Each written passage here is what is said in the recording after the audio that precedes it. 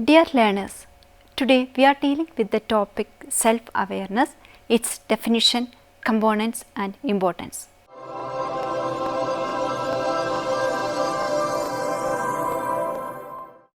Let me start with the words of Roy T. Bennett. Strong people have a strong sense of self-worth and self-awareness. They don't need the approval of others. Self-awareness is the capacity for introspection and the ability to recognize oneself as an individual separate from the environment and other individuals. It is not about uncovering the deep dark secrets of one's life, but rather understanding who you are, why you are, what you do, how you do it and its impact on others. Self-awareness is a comprehensive self-assessment of your potential skills and competencies. It is the ability to know what you are doing, to understand your moods and emotions and how they impact your life. With self-awareness, you identify your inner motivations, drivers and the reasons behind your actions. Self-awareness will also allow you to learn about the things you don't like in your life so that you can do the necessary improvements to live happier. The main aim of self-awareness is to create a meaningful life so that you can live in harmony with who you are really and what matters most to you. The ability to monitor our emotions and thoughts from moment to moment is the key to understanding ourselves better, being peace with who we are and proactively managing our thoughts, emotions and behaviors. Aristotle said, knowing yourself is the beginning of all wisdom.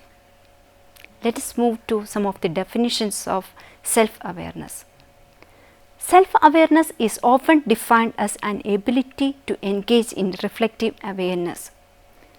Psychologist Daniel Goleman proposed a popular definition of self-awareness in his best-selling book Emotional Intelligence as knowing one's internal states, preferences, resources and intuitions. Ekroth Boucher in 2010 defines the concept as self-awareness involves the cerebral exercise of introspection. This attribute reflects the cognitive exploration of own thoughts, feelings, beliefs, values, behaviors and the feedback from others. Self-awareness is the continuous process of understanding and knowing one's own identity, beliefs, thoughts, traits, motivations, feelings and behavior and to recognize how they affect others in different ways. In addition, it involves objectively examining one's personal beliefs, attitudes, strengths and limitations. Self-awareness refers to the capacity of becoming the object of one's own attention. When we talk about self-awareness, we are often referring to the mind. Let's move a little further to understand the role, the parts of the brain and their impact on our thoughts and emotions. There are three parts to consider. The first one is the conscious part, also called as neocortex or the rational brain. Its main function is reasoning, language and logic. This part is guided by the values and beliefs. It uses logic before reacting. Only 5% of this part takes decisions. The other 95% of our decision making is handled by the lower parts of the brain. And the second part is the subconscious part called as limbic system or the emotional brain, which represents the second level of our awareness. It is the area of emotions, feelings and memories. It is responsible for judgment as it decides if things are perceived good or bad. It is irrational, reacts without analyzing situations and dominated by its needs and instincts. The third part of the brain is the unconscious part called basal ganglia, which is at the root of the brain. This is our instinctual center, usually can't access to it. Moving on to the various types of self-awareness, psychologist often break self-awareness down into two different types, either public or private. Public self-awareness or external self-awareness.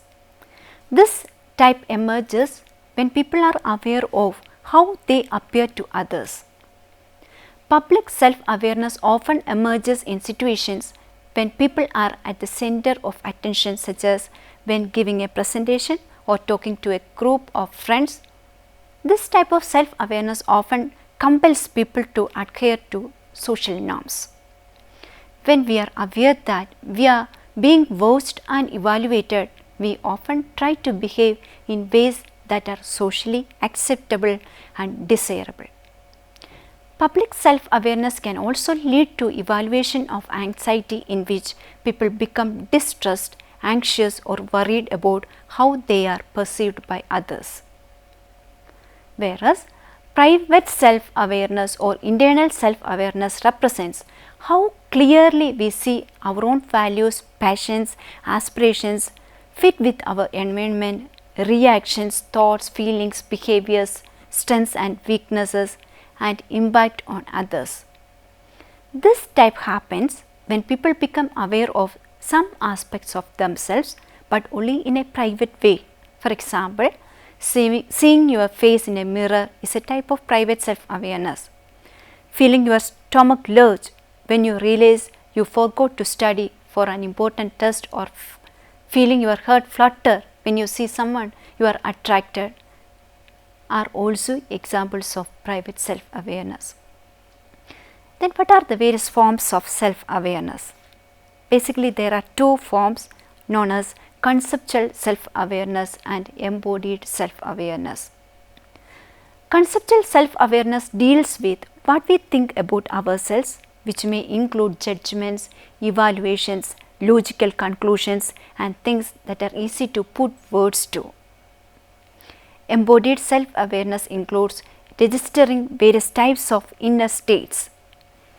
Interoception lets us know if we are tired or hungry, excited or in pain, and so forth.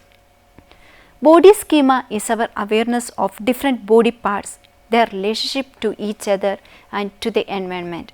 It lets us be aware of our movements and coordinations. Furthermore, embodied self-awareness lets us know our responses and reactions to internal and external events, our emotions, our impulses, our needs and wants.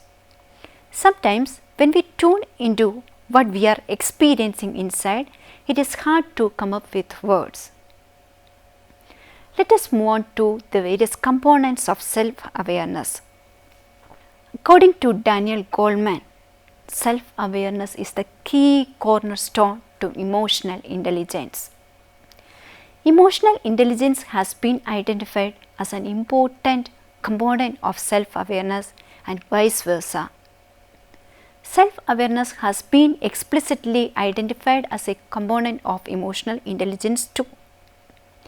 Emotional intelligence can be defined as the individual's ability to motivate oneself and to persist in the face of frustrations, to control impulses and delay gratification, to regulate one's mood and keep distress from swamping the ability to think, to empathize and to hope.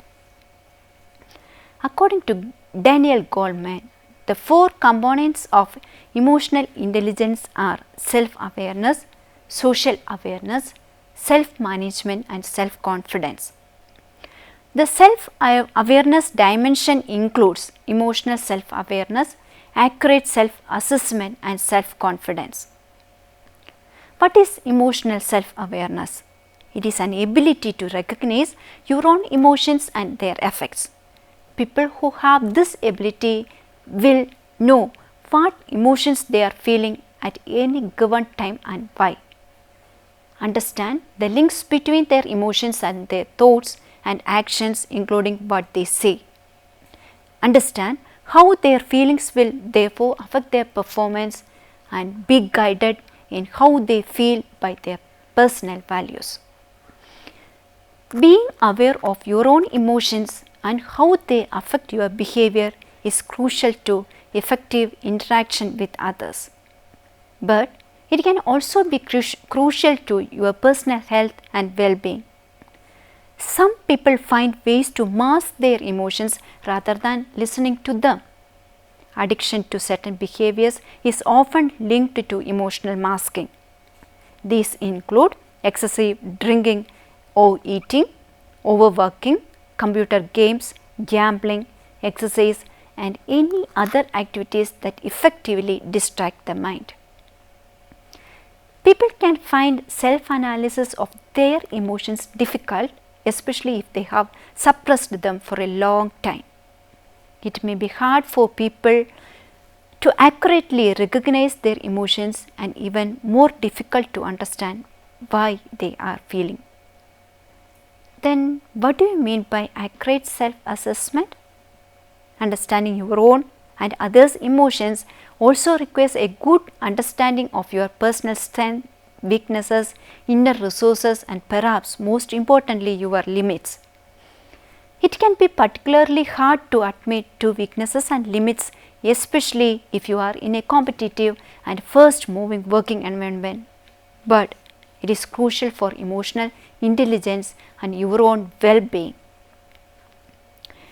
People who are good at self-assessment generally not only have a good understanding of their strengths and weaknesses, they show a good sense of humor about themselves and their limitations. They are usually very reflective, learning from experience and also open to feedback.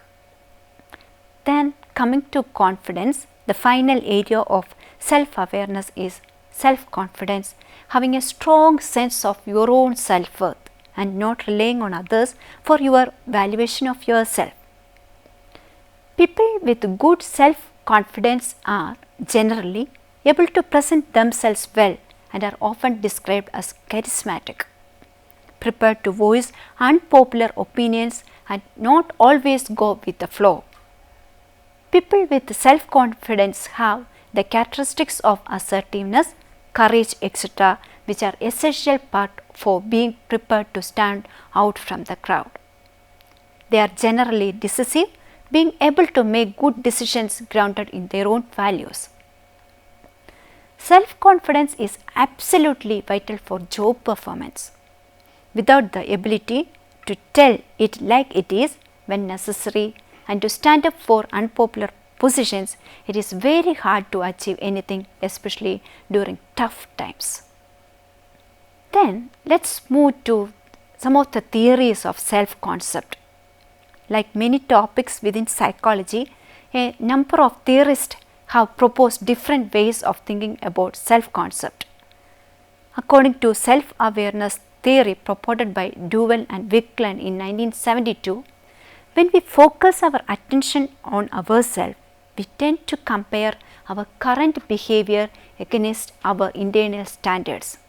Sometimes when we make these comparisons, we realize that we are not currently measuring up.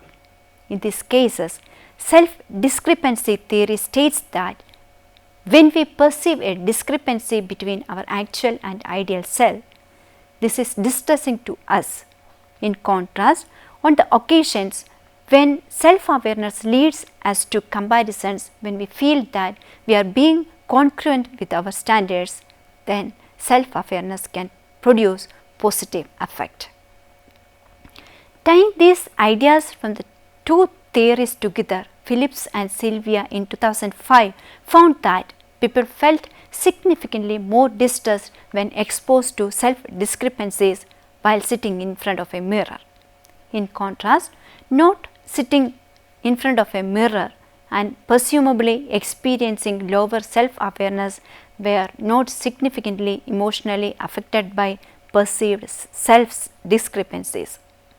Simply put, the more self-aware we are in a given situation, the more pain we feel when we are not living up to our ideals. According to the social identity theory, self-concept is composed of two key parts: personal identity and social identity. What is personal identity? Personal identity includes the traits and other characteristics that make each person unique, whereas Social identity refers to how we identify with a collective such as a community, religion or political movement. Psychologist Dr. Bruce A. Bracken suggested in 1992 that there are 6 specific domains related to self-concept. Social, that means the ability to interact with others; competence, the ability to meet basic needs; affect, the awareness of emotional states; physical, feelings about looks, health, physical condition and overall appearance; academic, success or failure in schools; and the last one, family, how well one functions within the family unit. Humanist psychologist Carl Rogers believed that there were 3 different parts of self-concept. The first one is self-image, or how you see yourself. Each individual's self-image is a mixture of different attributes including our physical characteristics, personality traits and social roles.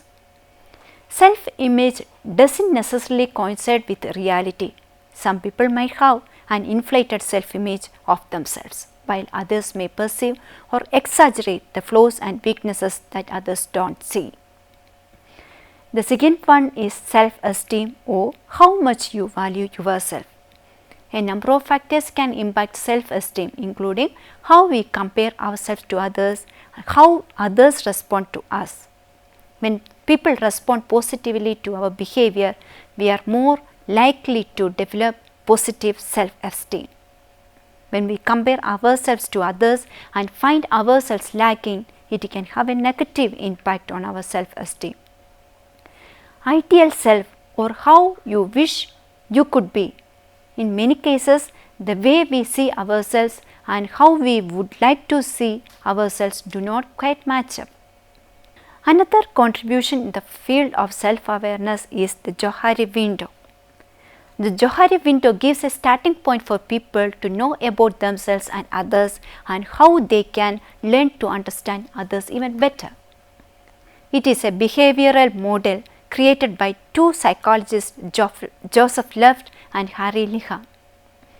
The Johari window can be looked at from many angles and provides 4 basic forms of the self: the known, the hidden, the blind and the unknown self.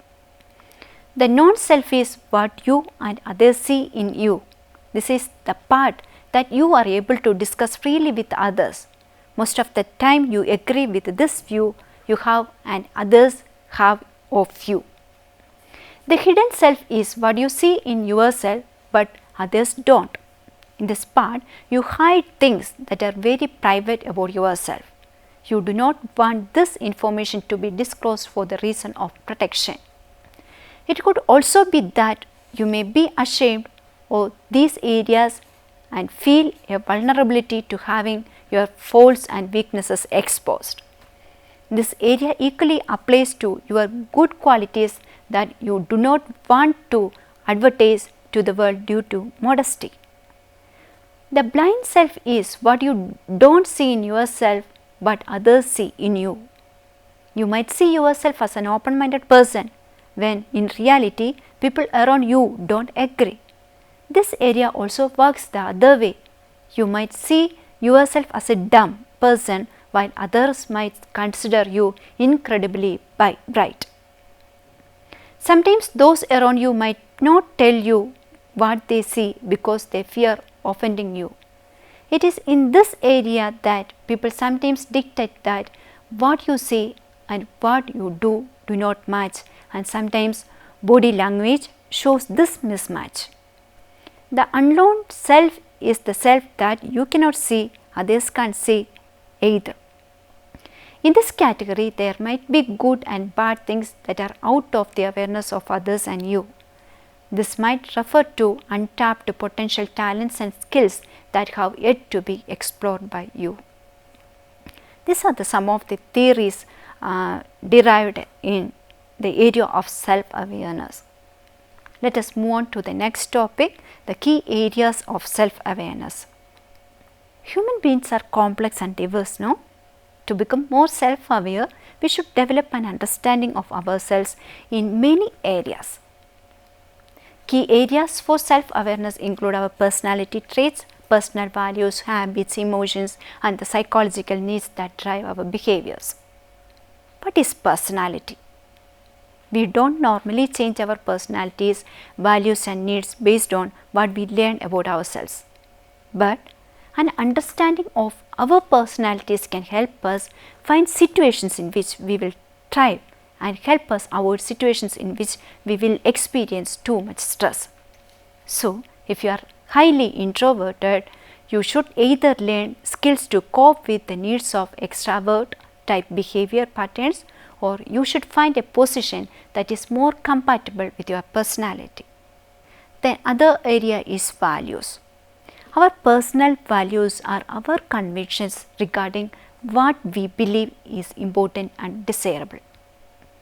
Each of us has a complex of values. A value complex is the set of values that we hold and conflict, compatibility, and hierarchical relationship among them. Personal values come in two varieties, terminal and instrumental. Terminal values are the desired end states that a person strongly wants to achieve, such as a comfortable life, freedom, or salvation. Each individual has a different set of terminal values in his or her value complex.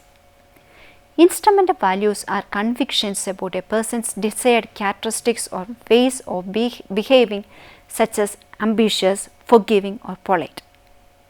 We possess instrumental values because we believe that each one helps us achieve our terminal values. For instance, ambition. May it be an instrumental value that helps our progress towards terminal value of a comfortable life.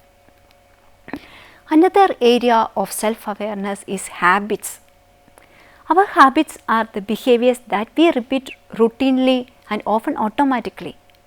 Although we would like to possess the habits that help us interact effectively with and manage others, we can probably all identify at least one of our habits that decreases our effectiveness.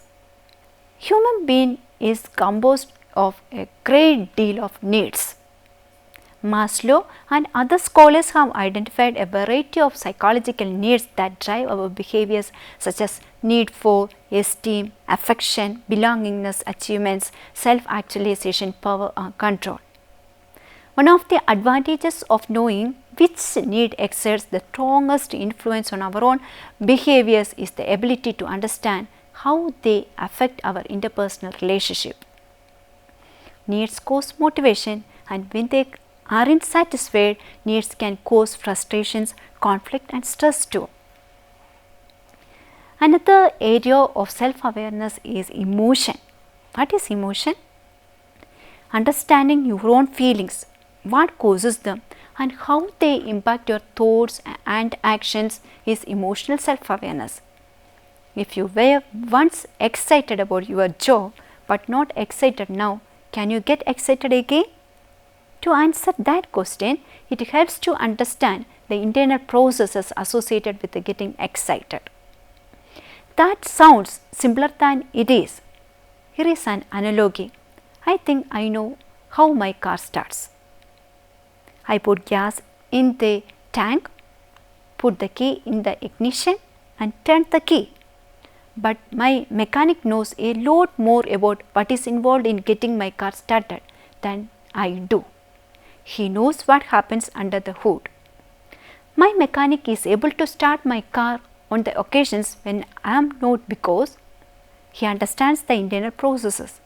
Similarly, a person with a high emotional self-awareness understands the internal process associated with emotional experiences and therefore has greater control over them. Let us move on to the various levels of self-awareness. How exactly do children become aware of themselves as separate beings? Researchers suggest that children progress through a series of levels of self-awareness between birth and approximately age 4 or 5. Self-awareness is observed by how children respond to their own reflections in a mirror.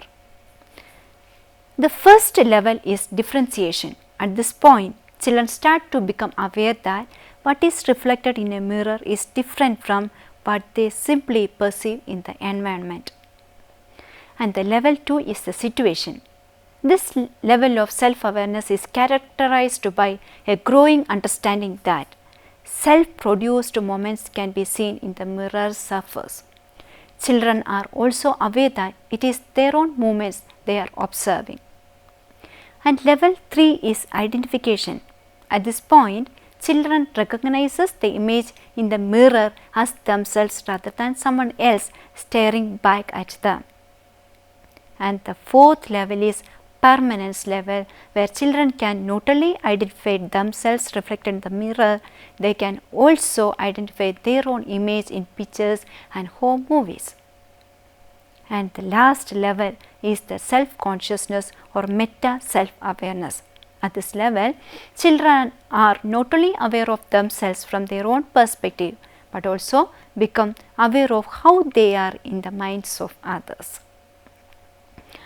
Then, why self-awareness is needed, or what is the importance of self-awareness in our daily life? Just think, we will get a very big list of the importance. Self-awareness is often the first step to setting goals. High self-awareness is a solid predictor of good success in life. The more you know about yourself, the better you are at adapting to life's changes. When we have a better understanding of ourselves, we are able to experience ourselves as unique and separate individuals. This empowers us to make changes and build on our areas of strength as well as identify areas where we would like to make improvements. It allows you to guide yourself down the right path by choosing to pursue that opportunities which best fit your skill set, preferences and tendencies. It makes it easier to identify situations and people that hit our triggers and enable us to anticipate our own reactions. It allows us to make positive behavioral changes that can lead to greater personal and interpersonal success. In addition, self-awareness people tend to act consciously and tend to be in good psychological health and to have a positive outlook on life. Self-awareness involves monitoring our inner world, thoughts, emotions and beliefs. It is important because it is a major mechanism influencing personal development. People who are good at self-assessment generally not only have a good understanding of their strengths and weaknesses, they show a good sense of humor about themselves and their limitations. They are usually very reflective, learning from experience and also open to feedback. Self-awareness is the core step to tap into both emotional intelligence and leadership. It is one of the keys of personal growth and success. It provides you with more authenticity, motivation and confidence. It is a great skill that you can develop when the right tools are combined with consistent practice. It gives you power and comfort. People who are more self-aware are more creative, better communicative and perform better at work. The importance of self-awareness can be classified as for self-improvement. Self-improvement is considered to be the main purpose of introspection. One cannot know that there is something within them that needs to be changed unless they recognize what is wrong or lacking with them, and for that there is a need for introspection. When you are self-aware, you know and understand your own failings, weaknesses and flaws. Once you know what they are, you can get to work in correcting and improving them. And the next category is for the establishment of your own identity and individuality. Many people go through life not really entirely sure about their goals, much less their desires and short-term objectives. So, they often find themselves caught in moments of indecision and they end up not moving forward at all. They do not know who they are. So, how can they expect to go anywhere? If you know who you are and you are clear on your identity, you will have more confidence in making important choices and decisions in your actions and in the context of your relationship with other people. You are able to identify what your areas of strengths are, so you know how to build on them. You will feel more empowered to make changes because you clearly know what aspects of yourself you would like to improve on. Ultimately, this will enable you to enjoy your uniqueness as an individual. The next category is for goal setting. Becoming self-aware is your first step towards mastering your life. You will be able to create what you want precisely because you know what you want. Your self-awareness will give you the guidance that you need and point you to the right direction. Since you are in control of your emotions, you will know where to focus your thoughts, emotions and efforts. You can set your goals and go about achieving them one by one. Then, self-awareness for harmonious relationship. Whether personal or professional relationship take a lot of work and they are vulnerable to emotional turmoil and upheaval. If you are in control of your emotions, you can also have control on how your relationship go. Getting a handle on relationship is a trait of a self-aware individual because it means that they can easily adapt to an environment where they have to interact with other people. Being aware of yourself also helps in identifying what your stresses are, so you can utilize the information to build effective coping mechanisms. If self-awareness is so important, why aren't we more aware about ourselves? Have you thought about that? The most obvious answer is that most of the time we are simply not there to observe ourselves. In other words, we are not there to pay attention to what is going on inside or around us. Psychologists Matthew Killingworth and Daniel T. Gilbert found that almost half of the time we operate on automatic pilot or unconsciousness of what we are doing or how we feel as our mind wanders to somewhere else other than here and now. In addition to the constant mind wandering, the various cognitive biases also affect our ability to have an accurate understanding of ourselves. We tend to believe narratives that support our already existing sense of self. Furthermore, the lack of the willingness to seek feedback could also work against us if we want to have a more holistic view of ourselves through the eyes of others. Let me conclude the session. There is no right or wrong answer as it is about you, who you are, your goals and dreams. Raphael Ellison said, "When I discover who I am, I will be free." It is true that knowing ourselves is the best freedom we ever have. It makes us detached from what others expect from us as we start caring more about our own expectations and dreams. People who lack self-awareness find living a truly happy and productive life difficult. Without awareness and understanding of ourselves and a sense of self-rootedness in our own values, it is hard, if not impossible, to be aware of and respond to the emotions of others. So, in terms of self-awareness, always be mindful of your thoughts and associated actions, and never ever allow negative emotions of envy, jealousy, negativity or any other such emotion take a hold in your mind. If you see something that you like and really want to experience it, then feel the excitement and all of the high vibrations, positive emotions that will bring it into your life. Throughout the day, remain self-aware by practicing self-awareness. Continually ask yourself, what am I feeling now? And only allowing positive, expansive, high vibration thoughts to enter and remain in your mind. If you feel any negative, contractive, low vibrational thoughts to enter your mind, immediately dismiss them and replace those thoughts with a positive one. Remember, What you think is what you vibrate, and what you vibrate is what you attract. So, you will want to ensure that you are vibrating only the things that you wish to experience your physical reality. It does not matter how dire your current circumstances might seem. Those circumstances are only relative and temporal and can always be changed provided you do not allow your current circumstances to consume you. Above all, remember the truth as told by Abraham Maslow. There is nothing that you cannot be, do or have.